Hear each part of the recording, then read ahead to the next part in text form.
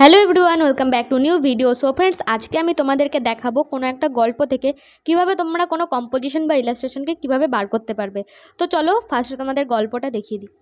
তো আমি এই গল্পটা সিলেক্ট করেছি, আর এখানে বলা হয়েছে নতুন বছর আরম্ভ হয়ে গেছে, তবে আজ আর সেই নতুন বই পাওয়ার উৎসুকতা নেই। পাতা উল্টাতেই সেই বইয়ের ঘ্রাণ হারিয়ে গেছে।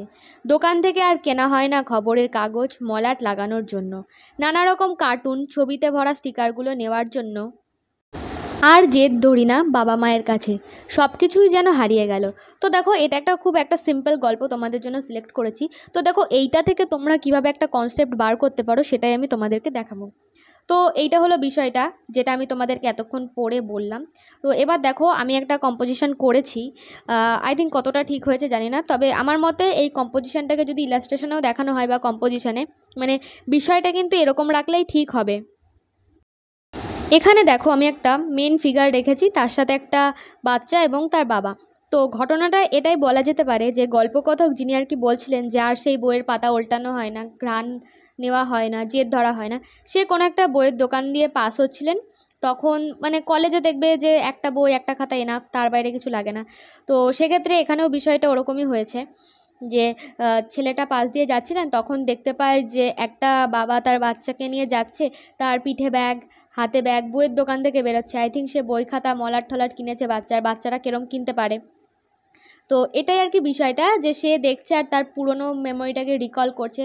তো দেখো, এবার যদি এটা কিন্তু কাজটা যে খুব হাই কোয়ালিটির হয়েছে তা নয়। এবার ইলাস্ট্রেশন যদি বলা হয় তাহলে সেখানে কিন্তু একটু কার্টুনিস্ট ভাব রাখতে হবে। আর যদি কম্পোজিশন বলা হয় তো সেক্ষেত্রে কিন্তু কাজের কোয়ালিটিটা একটু বাড়াতে হবে। তো এখানে যেহেতু তোমরা ইলাস্ট্রেশন দেখতে চেয়েছিলে, তো আমি এরকম একটু কার্টুন কার্টুন টাইপেরই করেছি। তো কনসেপ্টটা তোমরা এইভাবেই রাখতে পারো যে যদি এই ঘটনাটা হয়ে থাকে এরকম টাইপের।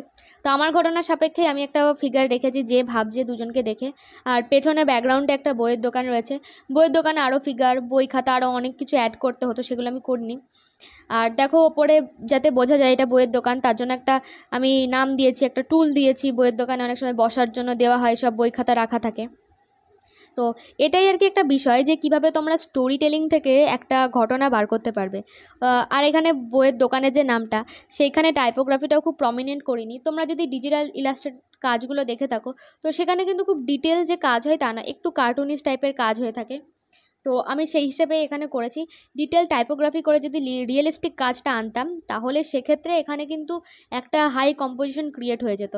তো এই যে মডেলটা, এটাও কিন্তু দেখো একটা স্ট্রাকচার ওয়াইজ যথেষ্ট পারফেক্ট রয়েছে, যে একটা মানুষ ওইভাবে বসে থাকলে কীরকম তার জেস্টার পোস্টার হতে পারে।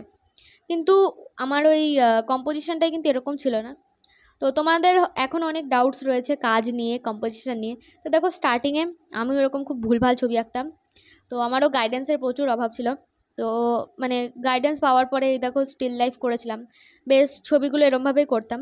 তো এই দেখো, মানে যেটা চলে গেল, সরি, এটাও একটা কিন্তু ইলাস্ট্রেশনের মধ্যে পড়ে, একটা স্টোরি টেলিং কিছু একটা বলছি। তো এই কিন্তু হলো বিষয়। আর এই দেখো ফিগারগুলো তোমাদেরকে দেখাচ্ছি এই কাজের মাঝেই, যে আগে আমিও কীরকম ভুলভাল ছবি আঁকতাম, সেখান থেকে নিজে ট্রাই করে করে করেছি। এগুলো সমস্ত লাইভ ফিগার আঁকা ছিল, আর লাইভ ফিগার আঁকার ফলেই কিন্তু তোমার হাতের স্কিল অনেক বেড়ে যাবে। আর এই সমস্ত ফিগারগুলো দিয়ে তোমরা কিন্তু পরবর্তীকালে যে স্টোরি টেলিং বা যে কোনো কম্পোজিশন ক্রিয়েট করতে পারবে। তো সেক্ষেত্রে তোমাদেরকে কিন্তু ফিগার প্র্যাকটিসটা বেশি দরকার। আমি এখনও করে যাচ্ছি, আমার এখনও অনেক সময় ফিগার প্র্যাকগুলো ঠিকঠাক হয় না। বেশ কিছুদিন দেরি হয়ে গেলেই ভুলভাল হয়ে যায়, হাতের গঠন নড়ে যায়। আর এগুলো দেখো, এগুলো পুরো স্টাডি, চোখ ধরে ধরে, কান, প্রতিটা জিনিস রিয়েল ধরে ধরে স্টাডি করা। তো এই ছোটোখাটো বিষয়গুলো একটু স্টাডি করতে থাকো, অনেক ইমপ্রুভমেন্ট হবে। আর তারপরে দেখো, এই কিছু কিছু মানে কার্টুন কাজগুলো করেছিলাম রবীন্দ্রনাথের ওপরে, আমাদের যখন অবন মেলা হয়েছিল তখন। তো এই তো গেল বিষয় টুকটাক। তো আরও যদি কোনো কোশ্চেন থাকে, আই থিঙ্ক তোমাদের একটু স্টোরির ওপর ইলাস্ট্রেশনের যে ব্যাপারটা সেটা ক্লিয়ার হয়েছে। আরও কোনো ডাউটস থাকলে অবশ্যই জানিও। দেখা হবে নতুন ভিডিওতে। Thank you so much for watching. By.